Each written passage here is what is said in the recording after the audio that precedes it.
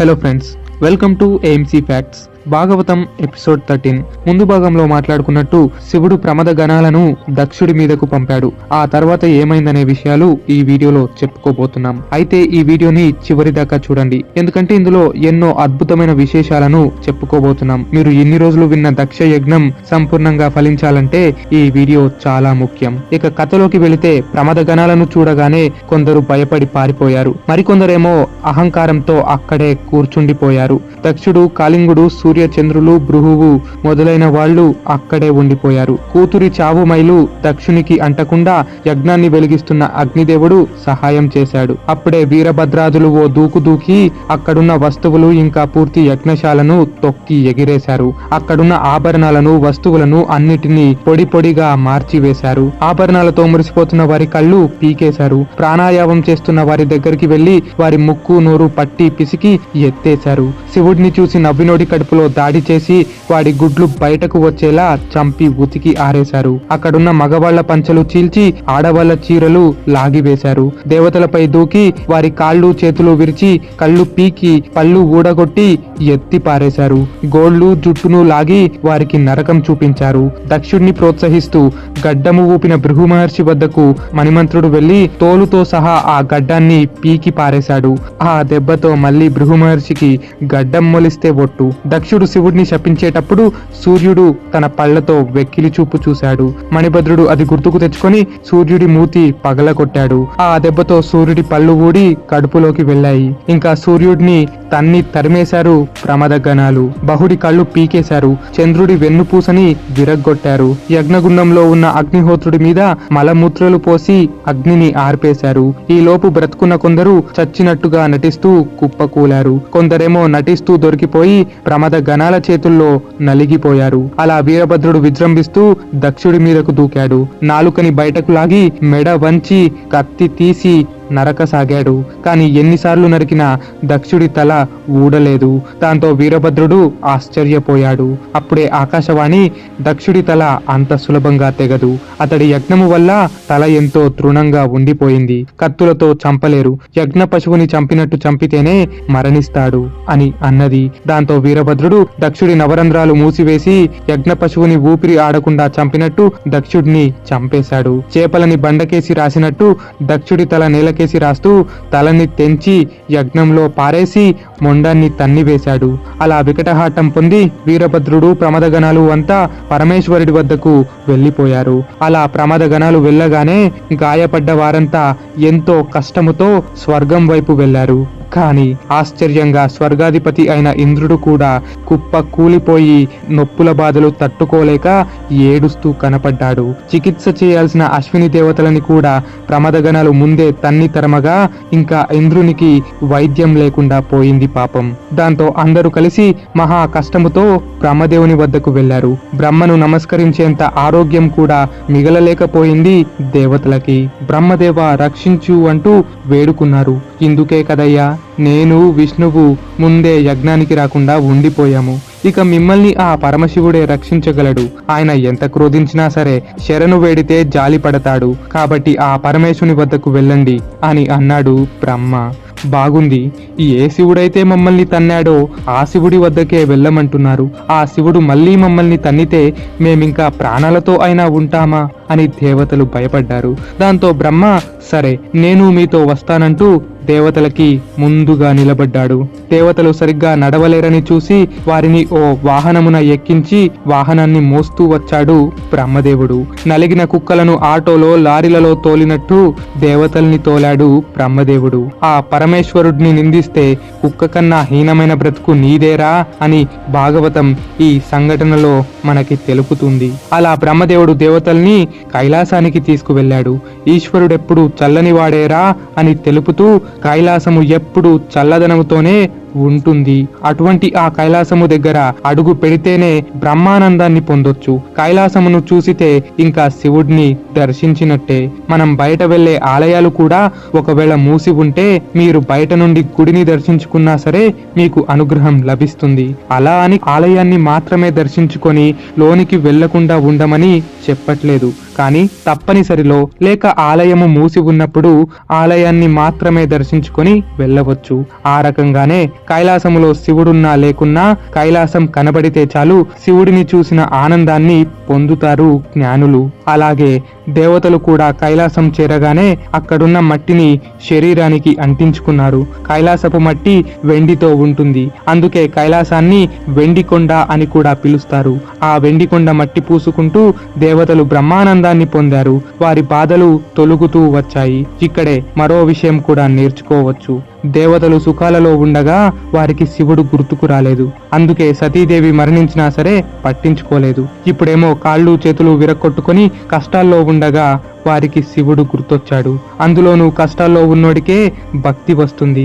కష్టం పోగానే అహం పెరుగుతుంది. మనం కూడా కష్టాల్లో ఉన్నప్పుడే గుళ్ళలకు వెళుతూ కష్టాలు పోగానే గుళ్ళు మానేసి బయట ధర్మం నశిస్తూ మన ముందే అపచారం జరిగినా స్పందించకుండా ఉంటే మనం కూడా నశిస్తాము. కేదార్నాథ్ లాంటి భూలోక కైలాసాలు తిరిగినా కష్టాలు దుఃఖాలు పోవాలంటే చిత్తశుద్ధి ఉండాలి.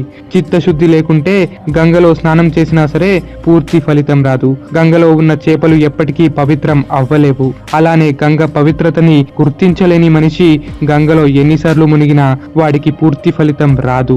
ఇలా మొదలైనవి గుర్తుపెట్టుకొని భక్తితో ధర్మంతో నడిస్తే మనమే కాదు మన చుట్టూ ఉన్న వారు కూడా బాగుపడతారు. అలానే దేవతలు కూడా ఒక్కసారి కష్టం రాగానే పాపం కష్టాల్లో ఉన్నందుకు చిత్తశుద్ధి పెరిగి భక్తితో పరమేశ్వరుడిని తలుచుకున్నారు. సిద్ధిలు గుహ్యకులు విభూతి ధరించిన ప్రమద గణాలు శివ శివ అంటూ శాంతంగా నామస్మరణ చేస్తూ కనిపించారు. ఎటు చూసినా మందర వృక్షాలు కనిపించాయి. అనేక దివ్యమైన పళ్ళు పువ్వుల చెట్లు అక్కడ ఉన్నాయి. అక్కడున్న చెట్లు లేక పొదళ్ల పైన సిద్ధిలు చిలుకగా మారి ఓం నమశివాయ అంటూ కూర్చుంటారు. వచ్చిన దేవతల్ని ఆహ్వానిస్తూ మళ్ళీ పనిలో పనిగా ఓం నమశివాయ అంటూ ఉండిపోయారు ఆ మహానుభావుళ్ళు. గంగా యమున సరస్వతి గోదావరి మొదలైన నదులు స్త్రీ రూపం ధరించి పరమేశ్వరుడిని సేవిస్తున్నాయి. అటువంటి వారిని ఇంద్రాది దేవతలు దర్శించుకున్నారు. ఆ తర్వాత ఇంద్రాది దేవతలకు వరుణుడు ప్రమద గణాల నాయకులు ఇంకా సనక సనందులు కనిపించారు. వారిని కూడా ఇంద్రుడు ఇంకా ఇతర దేవతలు దర్శించుకున్నారు. అలా ఇంద్రాది దేవతలు కాస్త ముందుకు వెళ్ళగా మహా ఎత్తులో కైలాస పర్వత స్వరూపుడైన నందీశ్వరుడు కనపడ్డాడు. దక్షయజ్ఞలో క్రోధంతో విజృంభించిన నందీశ్వరుడు ఇక్కడేమో ఎంతో శాంతంగా కనిపించాడు. అనగా ప్రళయమొచ్చిపోయిన తర్వాత కనపడే ప్రకృతిలా ఉన్నాడు ఆ నందీశ్వరుడు. దేవతలు నందిని చూడగానే ఎంతో ఆనందించారు. శివుడి గుళ్లకు వెళ్ళినప్పుడు కూడా మనం మొదట నందీశ్వరునికే మొక్కాలి. ఇంద్రాది దేవతలు నందిని మొక్కి శివుడిని దర్శించుకోవడానికి మాకు అనుజ్ఞనివ్వండంటూ కోరారు. నందీశ్వరుడు అనుగ్రహించగా శివుడి వద్దకు వెళ్లారు దేవతలు. అక్కడే చంద్రకాంత శీల వేదిక మీద దర్భలు జింక చర్మము మర్రి ఆకులు పరిచి ఉన్నాయి. ఆ వేదిక మీద యోగేశ్వరుడు యోగమయుడు మంగళ స్వరూపుడైన శివుడు కూర్చుని ఉన్నాడు. ఆ శివుడు దక్షిణం వైపు ఉన్నాడు. అనగా శివుడు దేవతలకు దక్షిణ మూర్తిగా దర్శనమిచ్చాడు. ఎంతో ప్రశాంతంగా కనిపించాడు. ఆయన ముందు ఎందరో మహానుభావులైన ఋషులు ఉన్నారు. ఆ ఋషులు కూడా శాంతి స్వరూపులు. ఏవేవో ధర్మ సందేహాలు అడగడానికి శివుడి ముందుకొచ్చారు. కానీ శివుడికేసి ఒక చూపు చూడగానే ఆ ఋషుల సందేహాలు అన్నీ తీరుతూ వచ్చేవి. మౌనంగా ఉంటూ సందేహాలు ఎలా తీర్చాడు అని మీకు అనుమానం రావచ్చు. ఒకప్పుడు ఆ ఋషులకు శివుడు చేసిన బోధనే ఆ చూపుతో వారికి గుర్తు చేశాడు. ఉదాహరణకి మీరు ఒక గుడికి వెళ్లారు. అక్కడ ఆ గుడి యొక్క విశేషాలు ఓ పండితుడి ద్వారా తెలుసుకున్నారు. మళ్ళీ చాలా కాలం అవ్వగా అవన్నీ మర్చిపోయారు. కానీ అదే గుడికి మీరు మరోసారి వెళ్లి ఇంతకు ముందు మీ సందేహాలు తీర్చిన పండితుడిని చూడగానే మీకు మళ్ళీ సమాధానాలు గుర్తుకొస్తుంటాయి. దీన్నే మౌన వ్యాఖ్య అంటారు. అలా దక్షిణమూర్తి చూపు పడగానే దేవతల నొప్పులు పోయాయి. వీరభద్రుడు తన్నిన తన్నులు మర్చిపోయారు. బ్రహ్మదేవుడు దక్షిణమూర్తిని నమస్కరించి ఓ పరమేశ్వర, బ్రహ్మని నేనే ఓ తామర పద్మం నుండి పుట్టినవాడిని. కాని నీకు పుట్టుక లేదు. పుట్టుక లేకున్నా మాకు దర్శనమివ్వడానికి ఓ రూపాన్ని ధరిస్తావు. నీవే విశ్వ పరబ్రహ్మము. పొలము లేని పంట లేదు, క్షేత్రము లేకుండా బీజము ఉండదు. స్త్రీలంతా క్షేత్రములు, పురుషులు బీజములు. పురుషుడంటే నీవే కదా పరమేశ్వర. ఇంకా ఆ క్షేత్రాలు అమ్మ పార్వతీదేవి స్వరూపాలు. మీరిద్దరూ ఆది దంపతులై ఏ కోరిక లేకుండా ఈ సృష్టిని నడుపుతుంటారు. అటువంటి విశ్వనాథుడైన నీకు నా నమస్కారాలు తెలియజేస్తున్నాను. పగలు కుడికన్నైన సూర్యునితో, రాత్రి ఎడమ కన్నైన చంద్రునితో మా యొక్క అజ్ఞానాన్ని తొలగిస్తుంటావు. అప్పుడప్పుడు పగలు కూడా మేఘావృతమై చీకటి రావచ్చు. అమావాస్య లాంటి రోజున చంద్రుడు రాకుండా కటిక చీకటి మిగిలిపోవచ్చు. అలాంటి సమయమున నీ మూడవ కంటి యొక్క అగ్ని ద్వారా మా అజ్ఞానం అనే చీకటిని తొలగిస్తావు. అయితే పరమాత్మ, ఈ దేవతలు అజ్ఞానములో పడి శివుడు లేని యజ్ఞము చేశారు. ఆ యజ్ఞం ఇప్పుడు ధ్వంసమయ్యింది. శివుడు లేని యజ్ఞం అసలు యజ్ఞమే కాదు. కానీ యజ్ఞం ధ్వంసమవ్వడం కూడా లోకానికి అంత మంచిది కాదు. ఈ దక్షుడు కూడా ఒకప్పుడు నీ భక్తుడే. అజ్ఞానంలో పడి అహంకరించాడు. అతడిని క్షమించు. అసలు క్రోధమే రాని శాంతి స్వరూపుడివి నీవు. ఇప్పుడు గురువు సన్నిధములో మమ్మల్ని కూర్చోబెట్టావు అని ఎన్నో రకాలుగా ప్రార్థించాడు బ్రహ్మదేవుడు. శివుడు సంతోషించి, బ్రహ్మదేవ, వీరభద్రుడు దక్షయజ్ఞాన్ని ధ్వంసం చేసినప్పుడే నా క్రోధం చల్లారింది. నాకు ఈ దేవతల మీద ఎటువంటి క్రోధము లేదు. దక్షుడు చేసిన పాపానికే దక్షుడి తల తెగింది తప్ప నాకెవ్వరి మీద ఏ కోపము లేదు. మీ ప్రార్థనలకు మెచ్చి మీరు కోరినట్టుగానే ఈ దక్షుడిని బ్రతికిస్తాను. ప్రస్తుతం ఇతడికి తల లేదు కాబట్టి ఒక గొర్రె తలను అతికించి పెట్టండి. ఇక భృగు మహర్షికి తన గడ్డమే తన బలగము. అది లేకుండా ఆయన యాగములు యజ్ఞములు చెయ్యలేడు. కాబట్టి మేక గడ్డాన్ని తెచ్చి అతికించండి. బహుడు కళ్ళు పోగొట్టుకున్నాడు. యజ్ఞములు చేసే యజమాని కళ్ళు కాసేపు బహునికి చూపును ఇస్తాయని వరమిస్తున్నాను. ఇంకా సూర్యుడు తన పళ్ళని పోగొట్టుకున్నాడు. ఎవరైనా సరే సూర్య నమస్కారము చేస్తే అతడి పళ్ళను కాసేపు సూర్యుడు ఉంచుకొని భోజనం చేస్తాడు. అలా సూర్య నమస్కారం చేసిన వారికి సూర్యుడు ఆరోగ్యాన్ని ఇస్తాడు అని చెప్పాడు శివుడు. దీన్ని బట్టి మనం అర్థం చేసుకోవాల్సింది ఏంటంటే, రోజు మనం సూర్యునికి దండం పెట్టుకోవాలి. ఆయనకు కాసేపు దంతములు ఇచ్చిన వాళ్ళమవుతాము. ఆయన తిరిగి మనకి ఆరోగ్యాన్ని ప్రసాదిస్తాడు. ఒకవేళ మేఘాల వల్ల సూర్యుడు కనబడకపోతే సూర్య నమస్కారము బదులు మెత్తటి పాయసము చేసి సూర్యునికి అందించాలి. ఆ వరము కూడా శివుడు సూర్యునికి ఇచ్చాడు. అలా మెత్తని పాయసం చేస్తే భోజనం చేయడానికి సూర్యుడికి ఏ ఇబ్బంది ఉండదు. ఇంకా మాఘమాసములో ప్రతి రథసప్తమి నాడు బాగా మెత్తగా ఆవు పాలతో ఆవు పిడకల మీద వండిన శిష్ట అన్నాన్ని సూర్యునికి ఇంకా శివుడికి నైవేద్యముగా పెట్టాలి. వండేటప్పుడు పాలు ఎక్కువ బియ్యం తక్కువ అయ్యేలా చూసుకోవాలి. బియ్యము ఎక్కువేసి వండిన పరమాన్నాన్ని సూర్యుడు తినలేడు. కాబట్టి ఇది గుర్తుపెట్టుకోండి. ఇంకా స్పష్టంగా చెప్పాలంటే 1 గ్లాసు బియ్యానికి 8 గ్లాసుల పాలు పోయండి. దీనికి మంత్రశాస్త్రాలు కూడా ఒప్పుకుంటాయి. ఆ రకంగా శివుడు అవయవాలు పోయిన వారికి అవయవాలు అందించాడు. వెన్నుపూస పోగొట్టుకున్న ఇంద్రునికి ఆదిశేషుని తోకనే వెన్నుపూసగా ఇచ్చాడు. ఆ తర్వాత పట్టపగలు ఉత్తరం దిక్కేసుకొని పడుకున్న గొర్రెతలని దక్షునికి పెట్టారు. అందుకే పట్టపగలు ఉత్తరం దిక్కుకేసి పడుకుంటే మన బ్రతుకులే సర్వనాశనమవుతాయని పెద్దలు మనకి చెబుతుంటారు. అలా దక్షుడు గొర్రెతలతో బ్రతికాడు. లేవగానే శివుడిని చూసి పాపాలన్నీ గుర్తు తెచ్చుకొని ఒక్కసారిగా ఏడవసాగాడు. సతీదేవిపై దక్షుడికి ఎంతో ప్రేమ ఉన్నప్పటికీ అజ్ఞానము వలన తన కూతుర్నే కోల్పోయాడు. అంతే తప్ప తనకి కూతురి మీద అపారమైన ప్రేమ ఉంది. అలా దక్షుడు ఏడుస్తూ ఎదురుగా దక్షిణమూర్తిగా ఉన్న శివుడిని నమస్కరించాడు. దక్షిణమూర్తి యొక్క బుగ్గలు అచ్చం అద్దము వలె ఉన్నాయి.